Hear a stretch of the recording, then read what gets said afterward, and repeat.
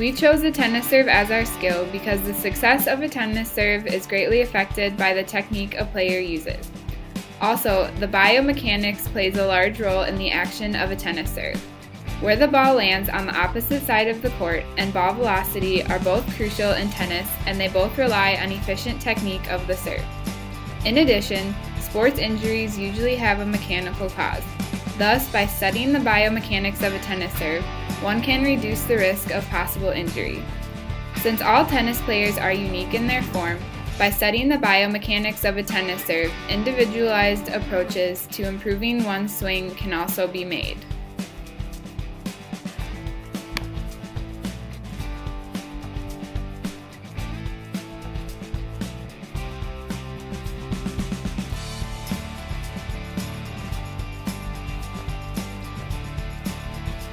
A crucial phase in a tennis serve is the forward swing or acceleration stage. During this phase, a player's weight should be shifted to their back foot while dorsiflexing their front foot. From this position, the player shifts their weight to their front foot, and while swinging their racket through, they should flex their wrist, holding the racket and have an anterior tilt. Many muscles are used during the acceleration phase of a tennis swing.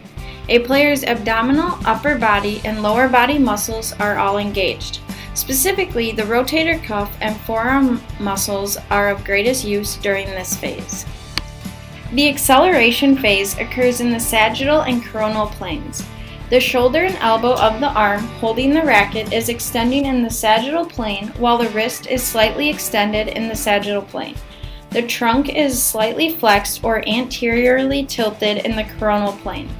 During a tennis serve, it is also crucial to have good hand-eye coordination to allow adequate timing to hit the ball at the right moment and give it the best angle of projection. The shoulder, elbow, wrist, and trunk are the main joint actions during the acceleration phase. The shoulder is extended to hyperextended, the elbow is extended, the wrist is hyperextended and slightly ulnar deviated. The trunk is laterally flexed to the side opposite the racket.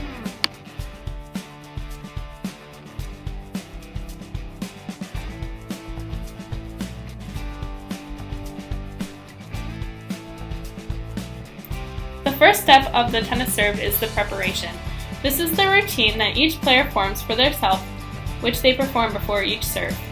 A right-handed player will start with their left foot parallel to the baseline and their right foot pointed diagonally towards the net post. Most players also bounce the ball a couple times before starting the serve. When the ball is bounced, the ball deforms when it hits the ground. The energy required to return the ball to its original shape is referred to as strain energy. This bounce demonstrates the coefficient of restitution resulting in the higher bounce back. The tighter the grip of the racket, the larger coefficient as well. The grip you exert on the racket is also exerted on your hand as stated by Newton's third law. The B-movie portrays the amount of deformation on the ball and the strain energy needed to bring the ball back to its original shape. Smells good. Not like a flower, but I like it. Yeah, fuzzy, chemically. Careful, guys. It's a little grabby. Oh, sweet Lord. B. Hey, Candy Brain, get out there! Problem? Guys! This could be bad. Affirmative. Very close. That hurt. Promise, little boy, you are way out of position, rookie. Like a missile!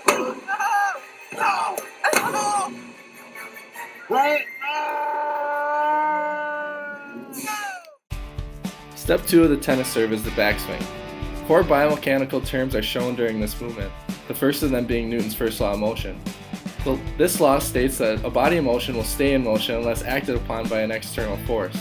When the ball is tossed in the air, it leaves the hand with a certain velocity. As the ball goes up, its velocity decreases because of undergoing a negative acceleration due to gravity. When the ball is thrown from the hand, the biomechanical term of trajectory is seen as well. This is influenced by the angle of projection, projection speed, and relative height of projection.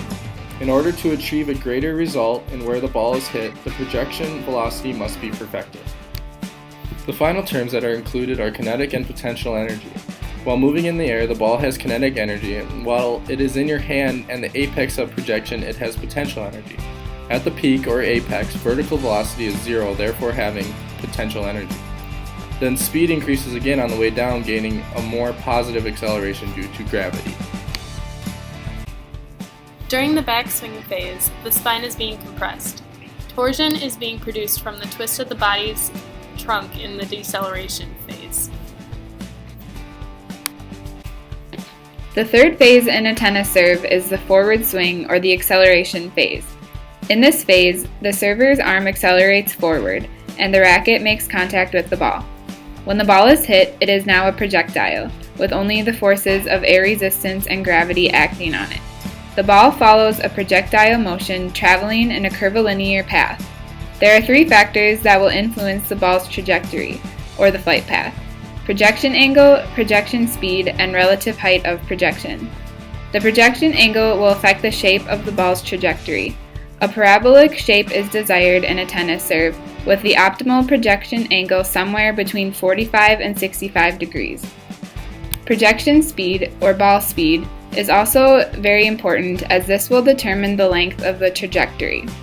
During a tennis serve, one wants to maximize the projection speed in order to get the largest range or horizontal displacement. Finally, the relative projection height will influence the tennis ball's flight time. The greater the height, the longer the flight time, and the greater the horizontal displacement of the ball. As relative projection height increases, optimum angle of projection decreases, and vice versa, so this factor varies for each individual tennis player. Overall, the primary goal of the tennis player during a serve should be to maximize the speed of projection. Newton's second law can also be applied to the forward swing or acceleration phase of a tennis serve. A large force from the server is applied to the small mass of a tennis ball. According to Newton's second law, force equals mass times acceleration, and thus the tennis ball will travel with a large acceleration. Linear and angular kinematics are also important in this phase. First, the shoulder acts as the axis of rotation, with the arm moving through an angular distance of about 90 degrees. The arm also has angular acceleration, which can be found by dividing the change in angular velocity by the change in time. During the serve, the goal should be to maximize angular acceleration of the arm to impart the largest force to the ball. Second, after the ball has been struck, it possesses linear velocity. This velocity can be found by dividing the change in position or displacement by the change in time. A maximal velocity is desired in tennis so that the opponent has a shorter time to react to the ball. If all other factors are held constant, the greater the radius of rotation at which the racket hits the ball, the greater the linear velocity that will be imparted to the ball. Finally, the linear displacement of the ball is important and can be found by looking at the initial and final position of the ball. Precise timing of the racket and ball contact is important to accurately hit the ball to the other side of the court. Racket and ball system is conserved and the coefficient of restitution is close to 1. Grip on the racket, racket size and shape, balance, flexibility, string type and tension, and swing kinematics all influence the coefficient of restitution. Strain energy can also be considered in this phase when the ball and racket make contact. During this phase, there is also both potential and kinetic energy. The ball has potential energy when it is held in the server's hand. Potential energy can be found by multiplying mass by acceleration of gravity and height. In addition, the ball has kinetic energy when it is being hit and it is in motion. The kinetic energy can be found by multiplying 1/2 by mass times velocity squared. This picture shows the Magnus force being produced from the pressure differentials from topspin on the ball. Lastly, the final stage is follow-through. This step is also known as deceleration since the body is slowing down from its motion in the serve. Shifting of the center of gravity occurs, which allows the server to transfer energy and momentum from their body mass into the serve. This will ultimately increase the ball speed. Converting the angular momentum produced into forward linear momentum will allow a player to be ready for the ball to be returned to them. This is a slow motion of Serena Williams performing her serve. Step 2 is clearly shown with her backswing. She tosses the ball up with her left arm and brings her right arm backwards. Her left arm stays up in the air while her right arm is getting ready to make contact with the ball. In step 3, Serena has her arm fully extended and hits the ball at maximum height. She increases her height by jumping up and forwards. She hits the ball at an angle which causes the ball to accelerate in a curvilinear motion. You can see step 4 with her follow-through. Notice how she lands inside the baseline because of the inertia she produces. Her arm decelerates across her body. Here's a sports science video of the coefficient of restitution. It will help you with our practice problem to follow. There are 3 different surfaces on which tennis majors are played. Grass at Wimbledon, red clay at the French Open, and hard court at the Australian and US Opens. We recreated each surface here in the Sports Science Lab to examine the critical differences and how they affect play. First, the coefficient of restitution. This is a measure of a surface's elasticity or bounce. Clay courts have relatively little give, so very little energy is lost upon impact, while the ryegrass courts of Wimbledon act like a cushion, dissipating a higher percentage of the ball's energy. A ball dropped from 6 feet above clay normally bounces about 4 feet 4 inches, roughly 6 inches higher than a hard court bounce, and about a foot higher than a grass bounce. Next, the coefficient of friction. The grittiness of clay acts like sandpaper, grabbing the ball's fuzz and slowing velocity by about 40%. Grass, on the other hand, is slick. Balls literally skid across the grass blades, losing roughly 30% of their speed. Hard courts are in between, reducing ball velocity anywhere from 32 to 35%. But what does all this mean for a player?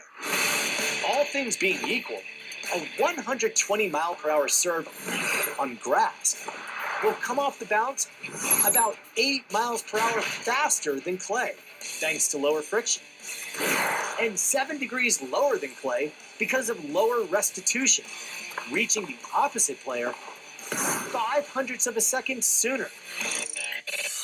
That might not sound like much, but it's 17% less time after the bounce for the player to react. There's one area where hard courts blow past clay and grass: heat retention.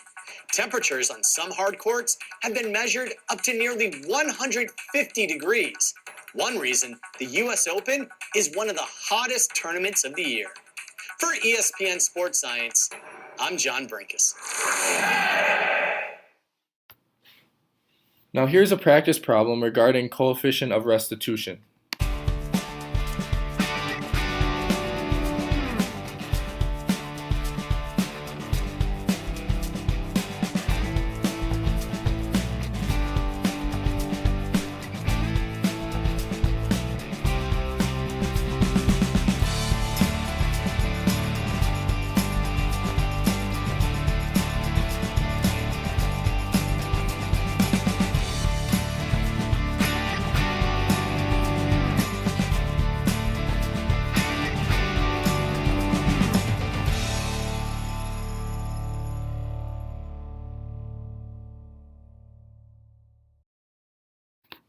Did you get it right? To get the right answer, you take the bounce height divided by the drop height and then the square root. The answer to problem number 1 is 0.678, and the answer to number 2 is 0.274. Next, we will compare elite versus amateur tennis players. Comes. Oh, he's trying to kill me. You're good at this. You know, when you asked me to play, I thought you'd done this before. No, Johnny McEnroe said it was wicked easy. Plus, it was my uncle's favorite game, right? How'd you know that? I read it in his diary. Really? I didn't know he kept a diary. Sorry about that, dude! The elite tennis player will hold their racket in a special grip designed for the serve. This grip is called the continental grip. Amateur players don't usually have a set routine at the beginning of their serve, like an elite performer will. Elite tennis players differ themselves from amateurs by having a larger backswing, flexing their elbows behind their head, and using their legs to force themselves upward. During the forward swing or acceleration phase, amateur performers will not snap their wrists as efficiently as elite performers will. Wrist flexion and extension and radial and ulnar deviation are used to create the snapping of the wrist. If these muscles were not trained, like in amateur athletes, the wrist can become sprained. This training can also help strengthen the forearm and the elbow tendons. Elite performers will jump a little bit while making contact with the ball. This creates a larger downward force on the ball, which makes the ball travel faster. Elite performers will also have a greater acceleration of their arm, just from the increase in the strength of their rotator cuff muscles. A lack of strength in the rotator cuff muscles may present an issue when serving because of the excessive use of these muscles. This could lead to a tear or strain in the shoulder muscles. Expert players not only strike the ball with the arm fully extended, but also quickly rotate the body in the transverse plane, making the spine the axis of rotation and maximizing the length of the anatomical lever delivering the force. Elite performers can generally produce more inertia and acceleration during the serve due to increased levels of training. Also, the angular velocity that is generated from the hips and core to rotate the body to the net is greater in elite tennis players. On the other hand, amateur tennis players do not tend to finish at their full potential because they are not able to generate the force needed to complete the serve. Likewise, their angular velocity produced tends to be lower, resulting in a weaker serve.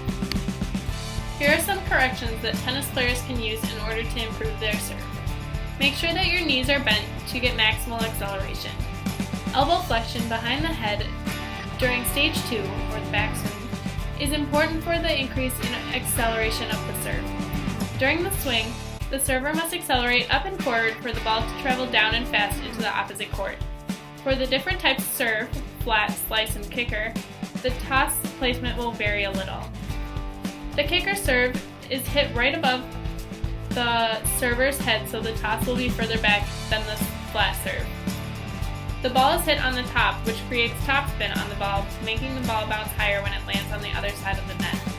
The slice serve toss should be a little further to one side than the flat serve, so the racket can hit the ball on the side, creating a spin on the ball that will deflect the ball at more of an angle when it hits the ground.